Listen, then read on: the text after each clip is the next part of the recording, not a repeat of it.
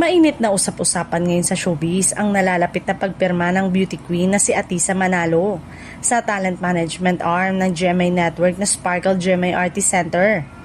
Ayon sa ulat ng Philippine Entertainment Portal o PEP, nakatakdang maganapang opisyal na contract signing sa March 10 na inaabangan ng kanyang mga tagahanga at mga taga-subaybay ng pageant at showbiz industry. Si Atisa ay kilala bilang isa sa mga pinakamagagaling na beauty queen ng bansa matapos siyang maging first runner-up sa Miss International 2018 kung saan kinatawan niya ang Pilipinas at ipinakita ang kanyang talino, ganda at kumpiyansa sa international stage. Dahil dito, marami ang naniniwala na malaki ang potensyal niya hindi lamang sa pageantry kundi pati na rin sa mundo ng showbiz.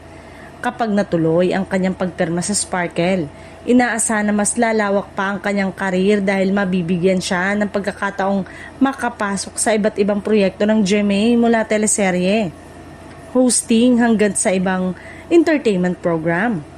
Kilalang Sparkle sa paghubog ng mga artista na nagiging matagumpay sa telebisyon at pelikula. Ayon pa sa mga ulat, sa mismong araw ng contract signing ay posibleng ibunyag ang mga proyektong nakalinya para kay Atisa.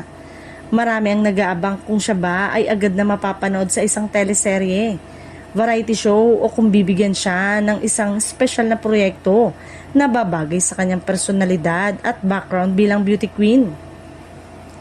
Hindi rin may tatanggi na patuloy ang pagpasok ng mga bagong personalidad sa Sparkle lalo na sa mga beauty queen na nais subukan ng mundo ng pag-arte at hosting. Sa pagdating ni Atisa Manalo, inaasahang makakadagdag siya sa roster ng mga bagong mukha na magbibigay ng panibagong kulay sa mga programa ng Kapuso Network.